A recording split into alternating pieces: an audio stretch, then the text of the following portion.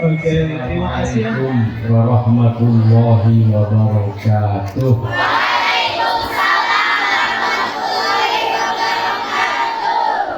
Alhamdulillah, assalatu wassalamu ala rasulillah Sayyidina Muhammad ibni Abdillah wa ala alihi wa ashabihi wa man wala. Pengurus, pengasuh, pembina Pondok Pesantren Miftahul Aziz, Kiai Mausul beserta seluruh para kiai, ibu nyai, para guru, para ustadz dan ustadzah, senantiasa kita doakan mudah-mudahan Allah muliakan beliau semua di dunia sampai akhirat. Amin ya rabbal alamin. Pak Lurah, Pak Camat, Pak RT, RW, Dimas, Babinsa, Pak Polsek dan Ramil yang Loreng. yang mewakili. Semoga dalam tugas-tugas mereka diberi kelancaran dan kemudahan. Amin. Para santri, mana santri?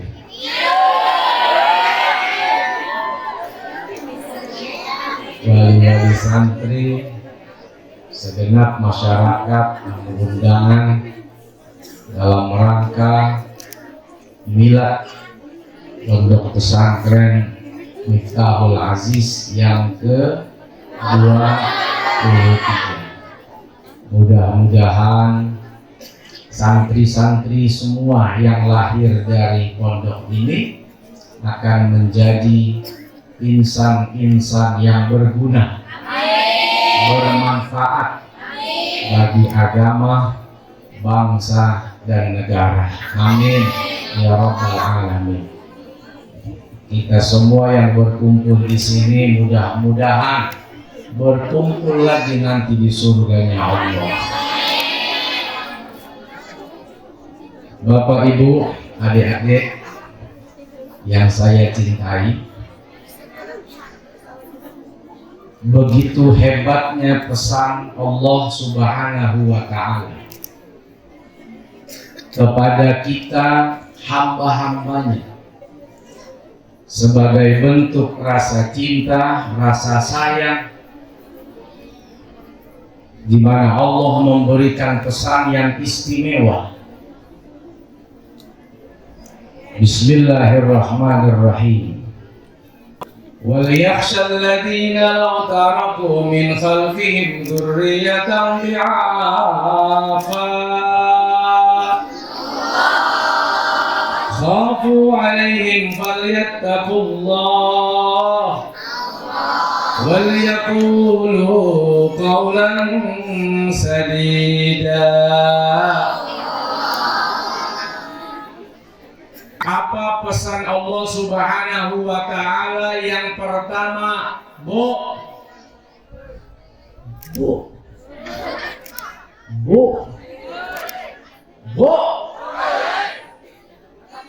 udah makan tuh. Ibu beranak deh. Kucing apa beranak? Hamil, melahirkan atas izin Allah.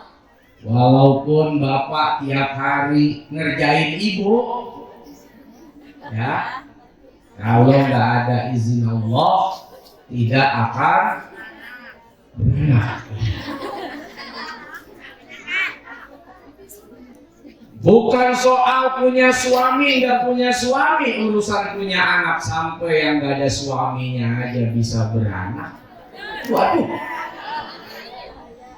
ayah tak di dia. Sok Sunda ya. Soal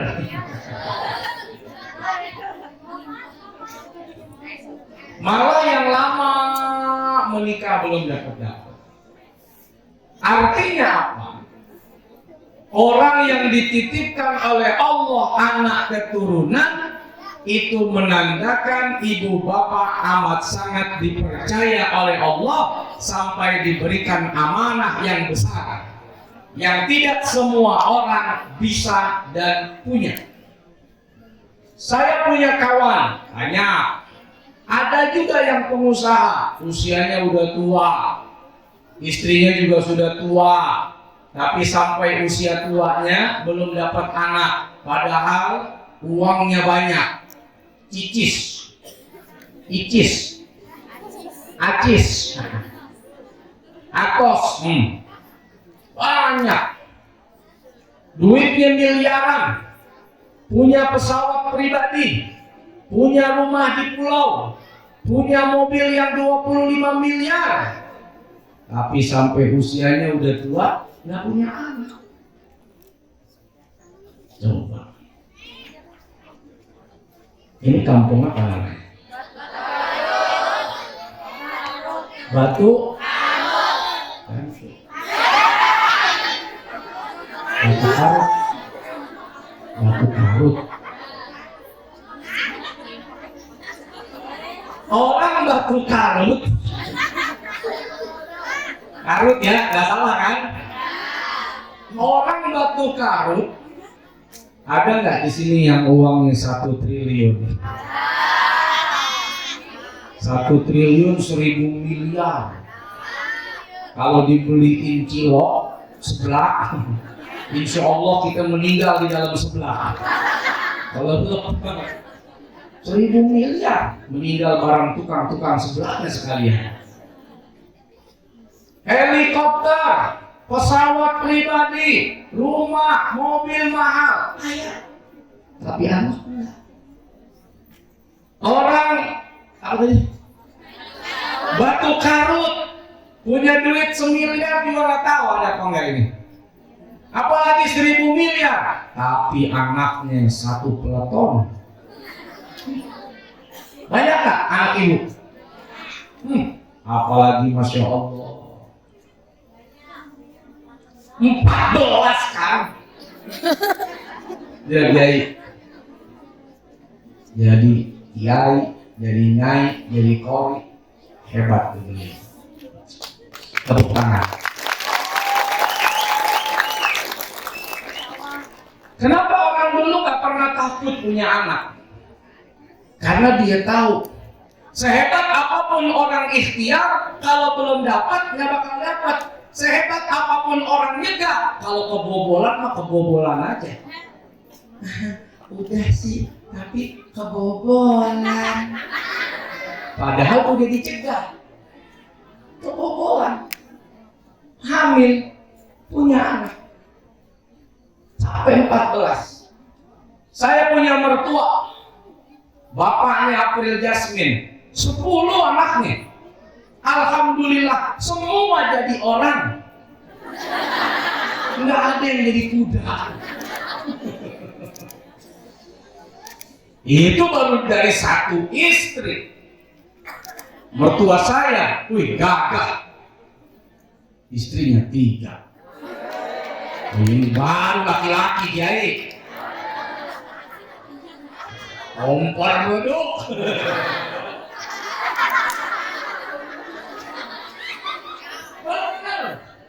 Saya mau belajar sama mertua saya, dilarang sama istri saya. Jangan kamu belajar sama bapak. Mestinya kan bapak itu guru saya. Jangan kamu belajar. Itu ilmu yang nggak penting gitu. Aduh. Di Sukabumi ada. Saya kaget loh. Saya pikir tahu-tahu pas lagi saya ceramah ya. Pak Ustadz, saya iparnya Pak Ustadz. Kaget saya ipar. Apa pernah kawin di sini gue? Gitu. Apa gue hilap dulu? Kok ipar? Seingat gue, April paling bontot. Gue tahu kakak dan abangnya. Kok ada orang ngaku ipar gue? Gitu. Apa dia bilang? Dari mama yang kedua. Oh, hebat juga petualangan baba ini. Tuh.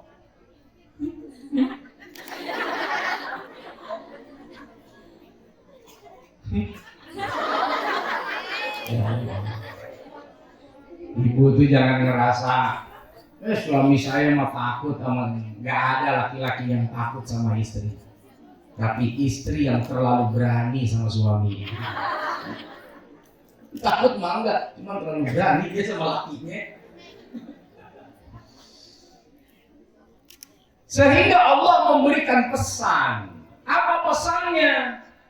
Kalau kita punya anak harus merasa khawatir karena ini amanah besar. Ini harta yang tidak bisa dinilai dengan uang. Buktinya orang punya uang banyak belum tentu punya anak. Tapi kalau kita punya uang, bisa nggak beli pesawat? Bisa nggak beli rumah?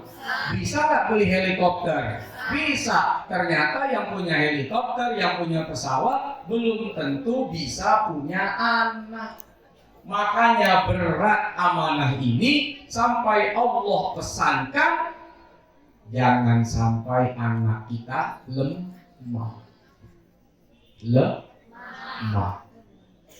Lemah iman, lemah ilmu, lemah akhlak. Maka kehadiran pondok pesantren Miftahul Aziz insya Allah banyak menolong ibu dan bapak dalam menjaga dan mendidik anak-anaknya dalam rangka melaksanakan amanah besar dari Allah Subhanahu wa Ta'ala. Gimana nggak nolong? Nih anak jangan sampai imannya lemah. Ibu bisa ngajarin anaknya.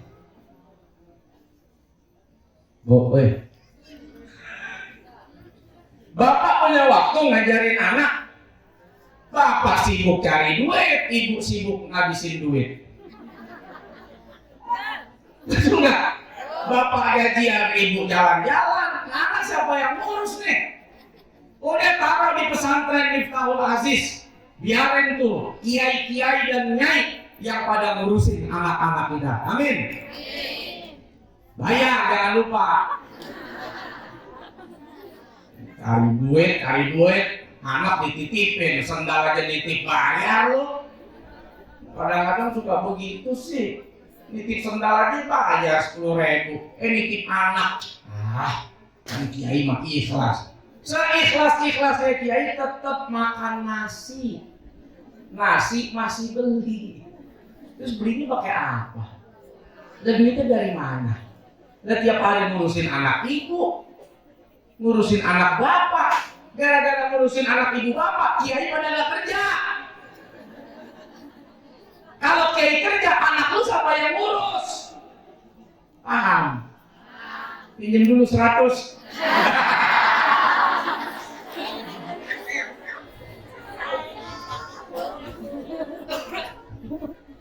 Jangan tuh bicara ikhlas, kesannya orang ikhlas tuh nggak makan gitu.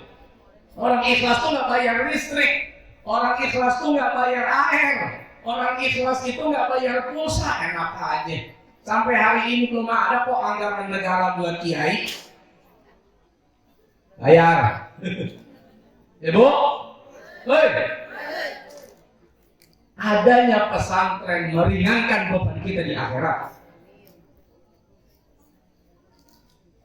Bayaran nggak sih kayak di sini? Yatim gratis, kalau nggak yatim, nah kalau mau gratis lu yatim dulu.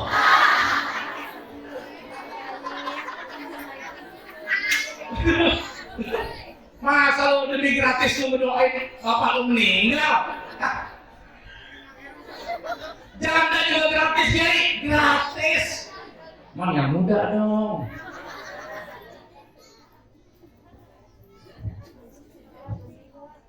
Nggak ada apa-apanya duit kita buat agama, beneran. Saya dulu mondok, bapak saya tukang pisang goreng, tukang es, jualan nih kayak ibu nih nitipin es di warung-warung, buat ngebiayain saya pesantren.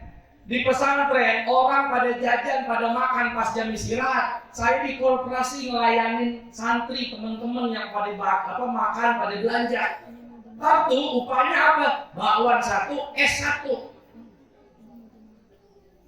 Itu ayah cicis. Tapi saya harus survive. Karena bapak saya nggak mau kalau saya nggak pesantren. Mati-matian dia kerjain apa aja yang penting anaknya pesantren. Bayaran.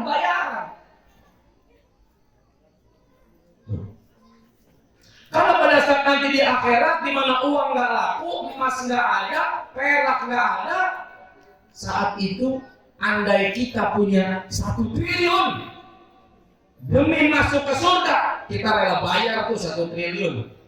Andai kita punya 1.000.000 kilo emas demi selamat dari neraka, pasti kita akan kasih tuh 1.000.000 kilo emas. Tapi sayang, itu udah gak berlaku.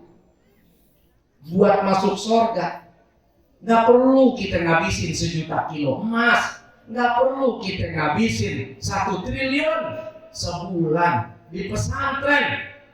Miftahul Aziz berapa? Lupa lagi nggak bayaran sih. 500. Berapa? 500. 500.000. Ini 400. Ini dia 500. Ini DPR mana itu? Jadi iya saya lupa, saya minjem 100 aja ya. Lupa gue, maaf ya. Emang yang utang suka lupa.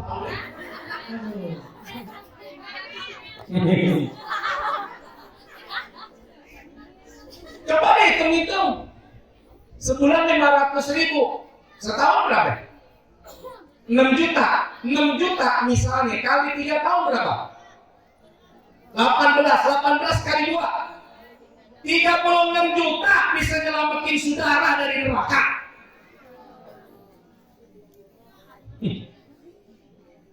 Ya.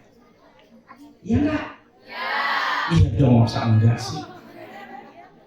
36 juta mentok deh, habisin 40 juta. Itu juga nyicil sebulan sekali kan? Habis 40 juta buat anak. Bisa nyelamatin kita dari siksa nerakanya Allah Subhanahu wa ta'ala. Tadi saya sudah bilang, kalau kita punya duit 1 triliun di akhirat, andai ada barter, mau selamat kamu? Nih, mana 1 teh? Bayar tuh 1 teh. Demi selamat dari neraka. Tapi gak perlu.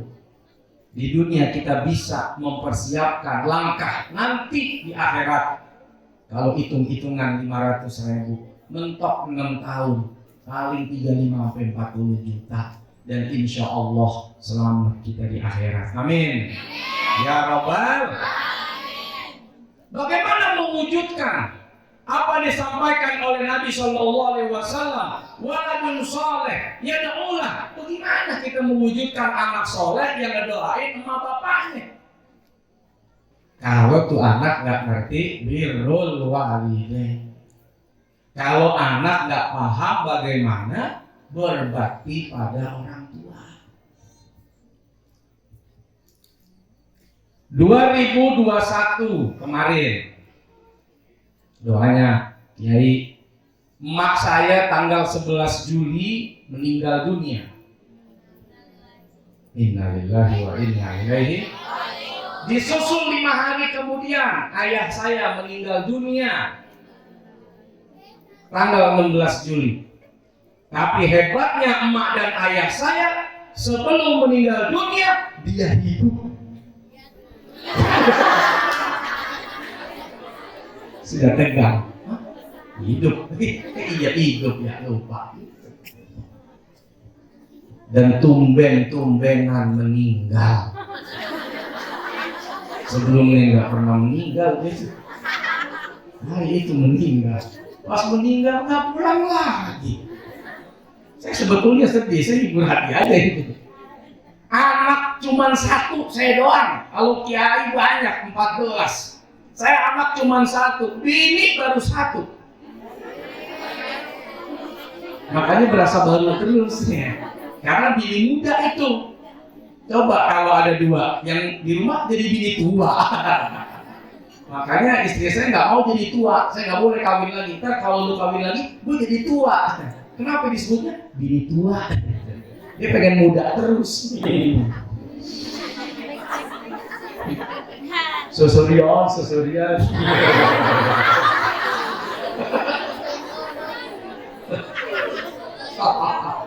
Oh, boleh. Bersanda. Update juga nih Ustazah nih, bersanda.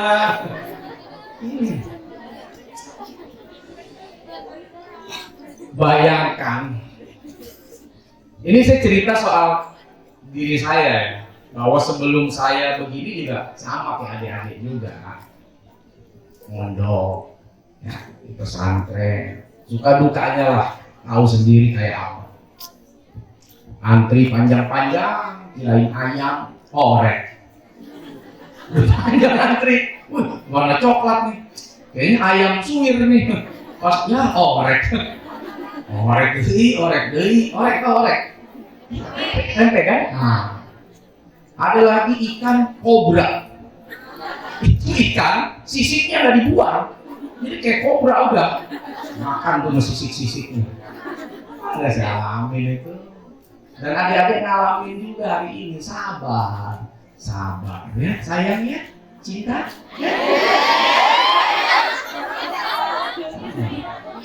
Iya sayang.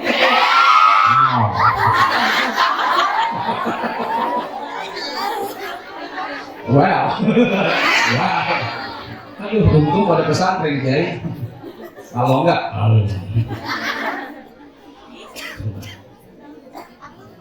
masuk rumah sakit karena COVID. Mak saya itu gula, diabetes.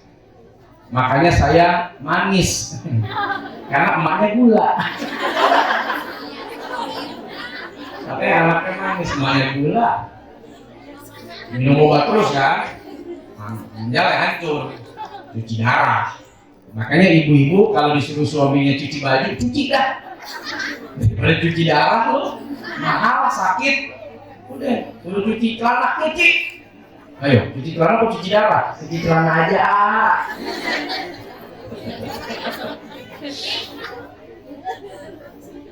Datang COVID, diduga karena COVID masuk rumah sakit, udah nggak bisa tuh, ya, karena orang COVID nggak boleh cuci darah. Aduh, keadaan itu memang sangat-sangat menyedihkan itu. Ya keracunan lah lama-lama karena darahnya tidak dicuci, wafat. Ayah saya udah masuk juga. Sampai pada akhirnya ada satu obat kata dokter.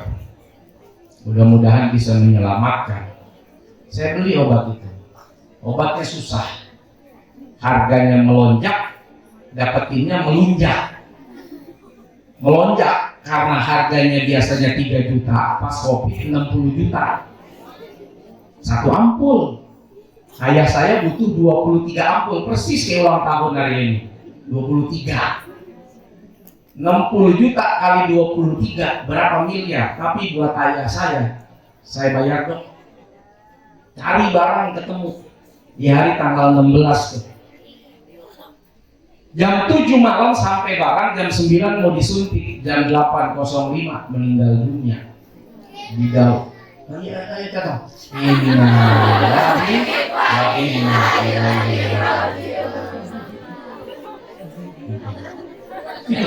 Masya Allah, anak siapa itu?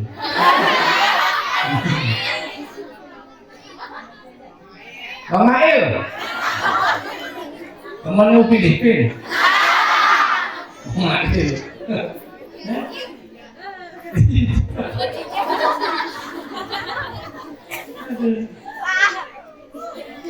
Saya cuma mau ngasih tahu begini, ini tahadus minimal.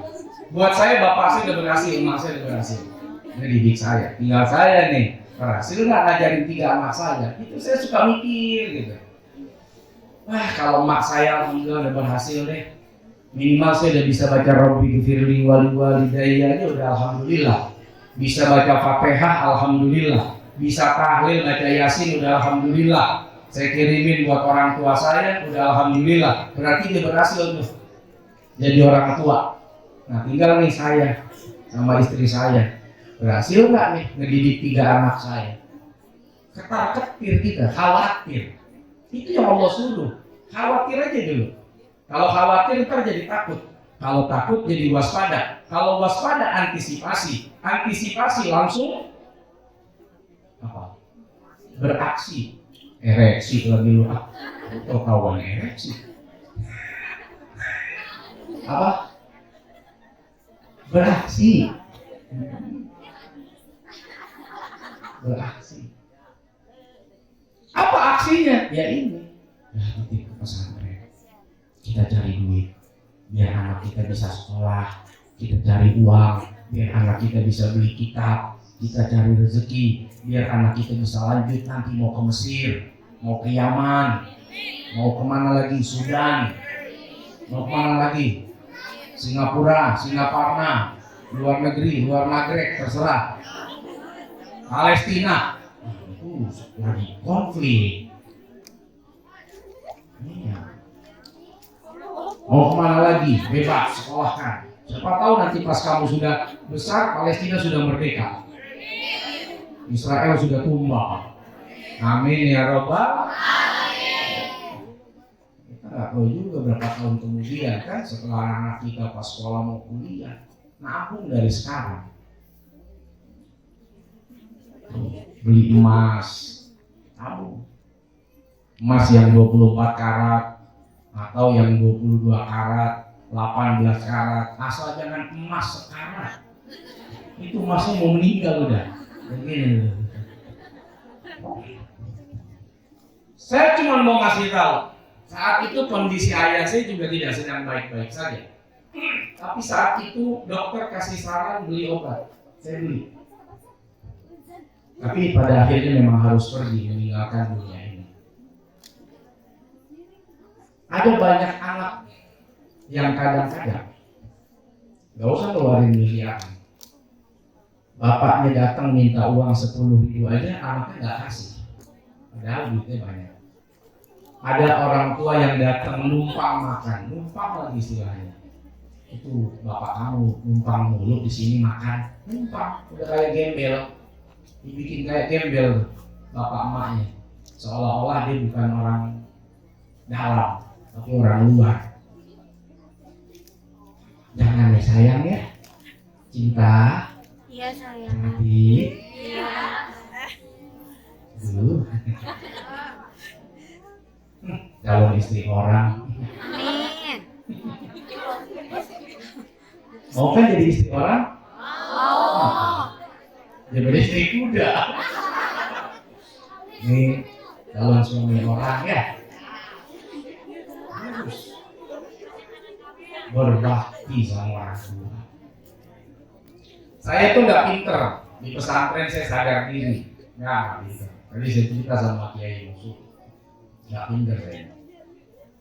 Tapi saya tahu jalur cepat, jalur VVIP. Ada orang bukan menteri, ada orang bukan pejabat, tapi bisa masuk istana berkali-kali. Tukang pijit. Presiden capek, itu tukang pijit. Kapan lagi dia bisa datang? Tukang cukur, dia datang ke istana. Tukang pijit, dia datang ke istana. Tukang foto, masuk ke istana. Bukan pejabat, tapi punya akses VIP ke istana. Saya sadar, saya bukan orang pintar. Ranking saya, ranking pertama dari terakhir. Kalau boleh 30, jadi 30 itulah saya. Untung gak dikasih 32. Los 2 itu. Ternyata teman-teman yang bodoh juga banyak. Ini kalau persaingan dengan teman-teman yang bodoh, waduh, teman saya yang lebih bodoh, saya kalah saing. Saya tambahin nakal. Jadi saya sudah bodoh, nakal lagi. Tapi jangan diikutin ya. Nasib orang beda-beda. Nah, jangan diikutin. Ini cerita. Saya tuh kabur tiap malam minggu, lompat dari pagar. Makanya nih adik-adik santri di sini kan berbaur dengan masyarakat ya. Ya. Kabur tinggal kabur, tapi nggak ada yang kabur kan? Ada. Emang niat ngantri kalian semua ini. Alhamdulillah. Alhamdulillah. Kabur lompat. Pakai sarung, dalamnya pakai celana. Pas jadi ustadz aja nih nggak pakai celana. Gue bilang pakai juga lu nggak tahu kan. Lompat celana langsung gulung sarung, ngikutin set. Pergi saya ke pasar, nonton saya film. Dan tancap Masih ada nggak kayak tancap di sini? Ada. Masih ya. Tancap. Pulang pas subuh udah. Pagi-pagi udah. Plakok. Kepret, plak. Senang saya itu digamparin kayak mas senang saya. Disiram, maaf ya, tai bebek, tahu nggak tai bebek? Itu di pesantren itu ada kolam ikan. Bila ingin melihat, nah itu di dalam kolam, ini susah dibersihkannya. Karena ini kolam di atasnya bebeknya eok. Di kolam itu dimakan oleh ikan. Nah air itulah buat nyiram saya. Kebayang nggak di situ? Tai bebek. Dijemur. Ini kasih apa namanya nih? Tulisan, kabur, malam minggu, ini. Lama-lama kan kiai kasihan juga melihat saya. Ya Allah, nih anak udah bego, nakal. Saya dibilang bego ya bego, dibilang cerdas ya mungkin cerdas. Jalur itu saya ambil biar dapat perhatian. Tiap malam Jumat, kiai saya itu itu kan ke Tangerang. Itu jam 11 jam 12 itu nongkrongnya di masjid. Yang lain udah pada tidur itu semua tolaak. Saya ke masjid, saya nongkrongin, saya pijitin tuh kiai. Sampai ketiduran. Belum jadi soulmate, belum, masih sompret dulu. Tapi saat saya mijit, kira-kira husnuzon saya kiai doain saya nggak? Doain nggak? Doain. Itu yang saya bilang jalur VIP. Langit. Iya, itu jalur VIP, jalur cepat. Diperhatikan, didoakan, itu jalur cepat. Tapi jangan diikutin. Bagusnya kamu sudah pintar, baik sama kiai, baik sama bunyai itu. Jangan ikutin bodohnya dan akalnya. Tapi sudah pintar, baik, nanti diperhatikan. Itu jalur cepat. Dua itu yang istri saya tidak bisa intervensi, apalagi menghak veto. Kalau PBB itu ada pemilik hak veto, Amerika diantaranya. Nah istri saya tuh dua ini kalau sudah berurusan guru dan orang tua, no, dia nggak berani sama saya. Tapi urusan yang lain dia berani sama saya. Tapi urusan orang tua dan guru dia nggak berani. Apapun, berapapun yang saya kasih ke guru saya, yang saya kasih ke orang tua saya, dia nggak pernah mau tahu. Dan dia nggak pernah marah kalaupun tahu. Harus begitu kamu. Dan kamu juga harus begitu santri besok. Kenapa? Ridho Allah, ridho. Itu sudah ilmunya. Kalau dia ridho tuh Allah. Kalau dia sayang sama bapak kita, sayang tuh Allah. Itu resep. Dan dipelajari di pesantren. Makanya kita kan juga bingung, enak santri ngaji, besok jadi menteri. Ngaji, besok jadi wakil presiden. Ngaji kerja jadi anak BM. Ngaji jadi bupati, jadi gubernur. Memang aneh bin ajaib. Aneh tapi nyala. Oh nyata. Bersinar. Memang begitu. Karena banyak santri ngambil jalur cepat. Jalur VIP. Dia tahu bakti sama orang tua kayak apa. Fadilahnya. Dia tahu hikmat sama kiai sama nyai kayak apa fadilahnya. Sehingga hidupnya tuh gitu aja. Nah, dulu saya begitu tuh. Makanya begitu udah nikah, saya cuma pesan, kamu boleh atur saya yang lain, tapi tidak dengan dua, guru saya dan orang tua saya. Jauh sebelum kamu, saya sudah lebih dulu kenal guru saya. Jauh sebelum kamu ada, saya sudah lebih dulu ada keluar dari rahim emak saya. Satu cerita, saya pernah diminta istri saya tas. Tasnya lumayan mahal. Dia pengen seperti yang lain teman-temannya. Harga tasnya 25 juta. Saya bilang gak usah. Ngapain? Tuh ibu-ibu tasnya murah-murah tapi ngangkut makanannya banyak. Lebih manfaat, biar murah.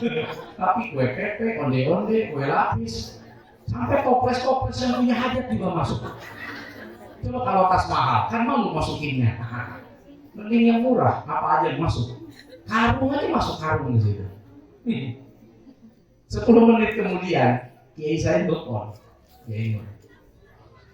Solmed, iya bah. Ada di mana? Di rumah bah. Ayo ke pesantren, siap bah. Jangan lupa bawa 25 juta buat apa? Masya Allah. Ini saya minta pas 25 juta saya nggak kasih. Kiai saya minta di 25 juta, saya bawain tuh cash. Geleng-geleng itu bini saya. Tapi tidak bisa marah. Tapi kalau tak ada duit, kasihlah istri kita ya. Ya. Senangin ya. Harus. Setuju nggak ibu-ibu? Setuju. Kan sudah diikhlaskan. Kita sudah khidmat sama guru. Kita sudah bakti sama orang tua. Senangnya kita karena bakti kepada orang-orang tersebut, beliau-beliau tersebut, sehingga Allah senang bagi senangnya sama istri, bagi senangnya sama anak. Makanya bukan cuma orang tua saya, mertua saya juga saya kasih. Dan saya itu punya sifat sayang. Jadi setiap mau ngasih istri itu rasanya sayang. Kalau buat orang tua saya, setiap mau ngasih istri kok selalu muncul gitu rasa sayang. Sayang ya.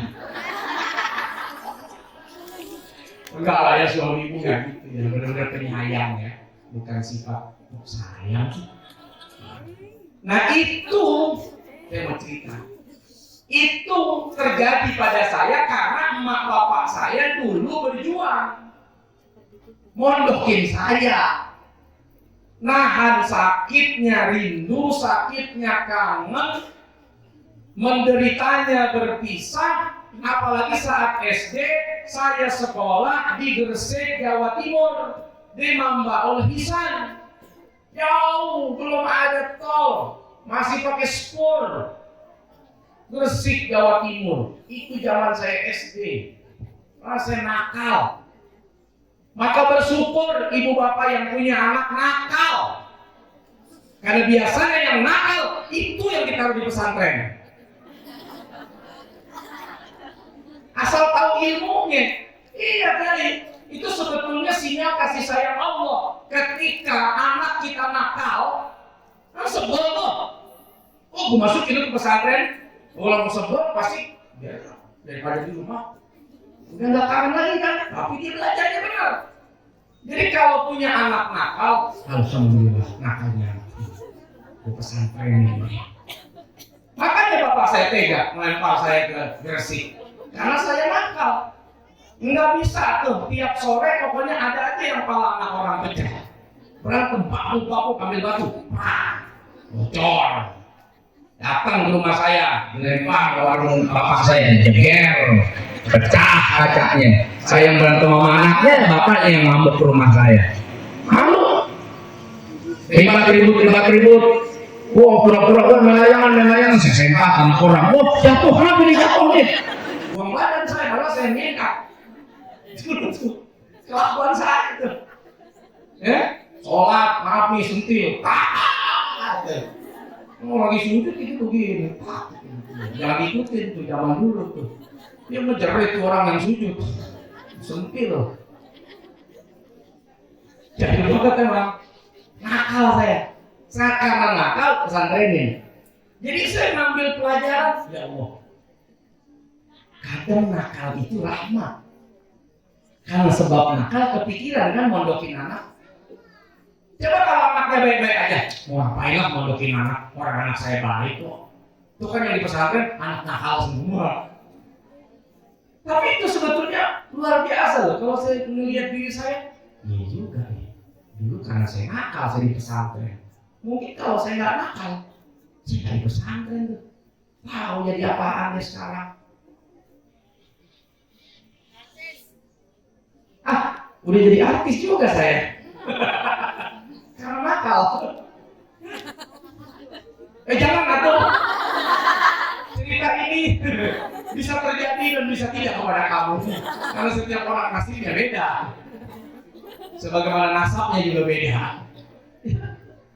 Ini cuma mau ngasih spirit, semangat buat ibu bapak. Jadi kadang-kadang kita sebelum melihat anak kita nakal, bisa jadi itu rahmatnya Allah.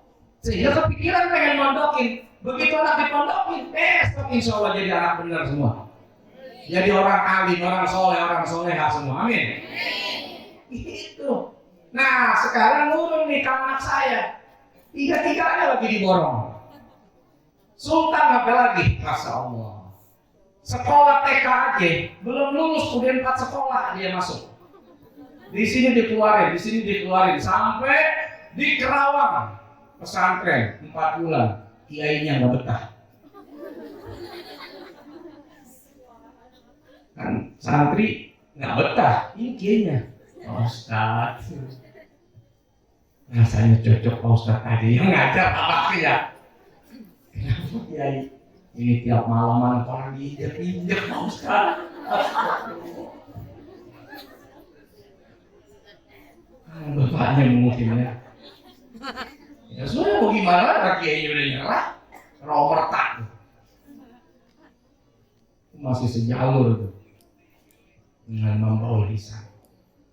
Masuk lagi sekolah internasional, apa lagi internasional? Anaknya kalem-kalem, anak saya. Kursi orang ditebalikin, itu anak Cina, nah kamu kemana?